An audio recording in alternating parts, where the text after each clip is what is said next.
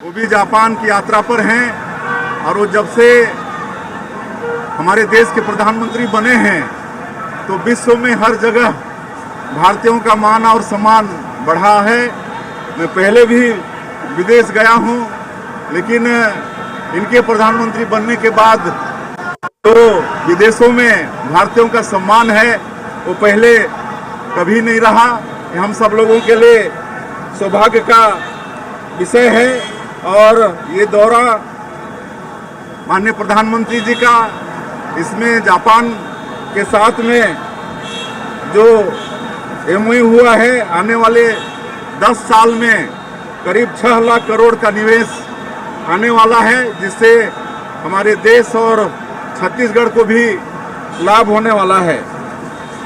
और ये निश्चित रूप से हमारे देश की अर्थव्यवस्था और छत्तीसगढ़ में औद्योगिक निवेश और विकास को भी एक नया ऊर्जा देगा।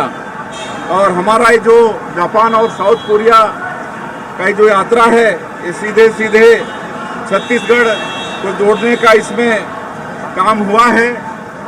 इसमें ओसाका में वर्ल्ड एक्सपो 2025 का आयोजन हुआ है, जिसमें छत्तीसगढ़ का पेविलियन भी, जिसका शुभारंभ हमारे हाथों से हुआ, 22 तारीख से लेकर आज 30 तारीख है, आज तक चलने वाला है। और इसमें बहुत अच्छा पवेलियन की तारीफ वहाँ पर हो रही है, क्योंकि पवेलियन के माध्यम से हम लोगों के प्रदेश की जो नई उद्योग नीति है उसको दुनिया के सामने में रखने का प्रयास किए हैं। और सिरपुर, जहाँ पर भगवान बुद्ध की प्रतिमा है और बुद्धिज्म से जो रिश्ता है हमारे प्रदेश का, उसको भी वहाँ बताने का प्रयास पेविलियन के द्वारा हुआ है। और हमारे छत्तीसगढ़ का जो डोकरा आर्ट है, यहाँ का कोसा है, यहाँ का हस्तशिल्प है, उसको भी पेविलियन में प्रदर्शित करने का प्रयास हुआ है।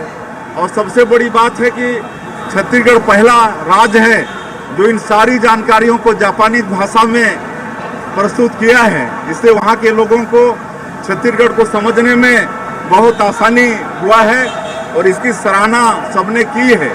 और करीब 30,000 लोग हमारे छत्तीसगढ़ के पेविलियन में रोज आते थे। ये हम लोगों के लिए, छत्तीसगढ़ के लिए बड़ा सौभाग्य का विषय है।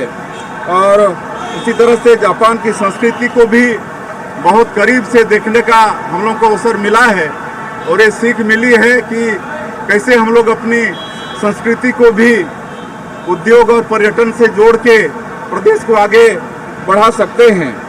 और हम लोगों ने टोक्यो, ओसाका और सियोल, ये तीनों जगह इन्वेस्टर कनेक्ट का आयोजन हुआ था, जिसमें एशिया महाद्वीप के बहुत से बड़े बड़े उद्योगपतियों से मुलाकात करने का अवसर मिला और उनको भी छत्तीसगढ़ को जानने का अवसर मिला है। और 6 एमओयू हुए हैं विभिन्न क्षेत्रों में, खाद्य प्रसंस्करण, स्किल डेवलपमेंट, पर्यावरण संरक्षण, इलेक्ट्रॉनिक्स और ईवी जैसे सेक्टर में ये 6 निवेश प्रस्ताव दिए हैं, जिसमें सरताज फूड्स, SAS सानवा, बायोसीड्स, बियानी ग्रुप और मॉडर्न टेक, ये कंपनियों के साथ एमओयू हुआ है। आने वाले समय में ये इन्वेस्ट करेंगे हमारे छत्तीसगढ़ में, जिससे विकास को भी, मतलब उद्योग को भी विकास मिलेगा और हमारे लाखों लोगों को रोजगार भी मिलेगा। इसी तरह से वहाँ की जो बड़ी बड़ी संस्थाएं हैं, NTT है, जेट्रो है, KITA है, मोराबू, हसीन, ATCA और यूनिकोरल जैसी जो बड़ी बड़ी संस्थाएं हैं, इनके साथ भी हम लोग की मुलाकात हुई है, चर्चा हुई है। और IT, semiconductor, cloud, pharma, electronics, logistic और स्किल ट्रेनिंग, इन क्षेत्रों पर इन संस्थाओं से चर्चा हुई है। तो इस क्षेत्र में इनका भी सहयोग हमारे छत्तीसगढ़ को मिलने वाला है। कोरिया में ICC के साथ हमारा एमओयू हुआ है, वे हमारे नॉलेज पार्टनर बनेंगे और हमारे प्रदेश में औद्योगिक नीति के तहत उद्योगों में नई तकनीक और स्किल और मैन पावर तैयार करने में इनके द्वारा हमारे छत्तीसगढ़ को सहयोग मिलेगा। इस तरह से ये दोनों देश की विदेश यात्रा बहुत ही सफल रहा है। मुझे पूरा विश्वास है कि इस दोनों देश की यात्रा से छत्तीसगढ़ को लोग अच्छे से जानेंगे और एशिया महाद्वीप के बड़े उद्योगपतियों से भी मुलाकात हुई है। सबका बहुत इंटरेस्टेड हैं हमारी नई उद्योग नीति और हमारे छत्तीसगढ़ के विषय में जो जानकारी उनको दिए उससे बहुत इंटरेस्टेड हैं और आने वाले समय में ये भारी निवेश आएगा, ऐसा मुझे पूरा विश्वास है। सर, ये जो निवेश हुआ ये कब तक धरातल पर नजर आएगा, किस तरह का रुझान दिखाया और कितने पैसे का इन्वेस्टमेंट नजर आता है? देखिए, थोड़ा वक्त तो लगेगा लेकिन बहुत ही जल्दी ये लोग हमारे भारत और छत्तीसगढ़ में आने हैं और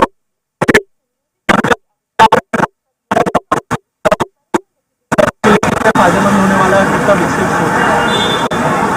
बहुत फायदेमंद होगा।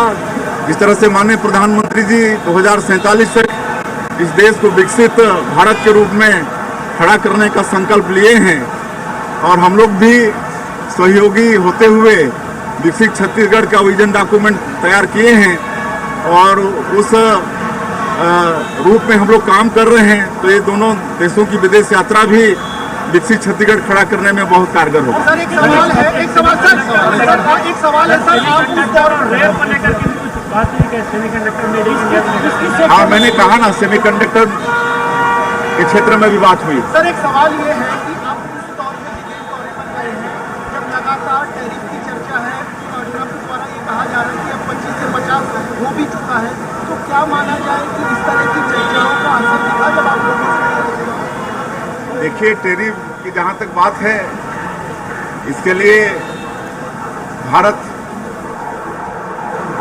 के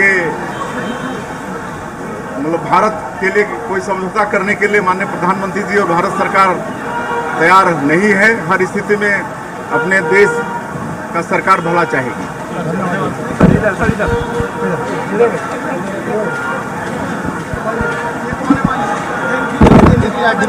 नहीं हो जाता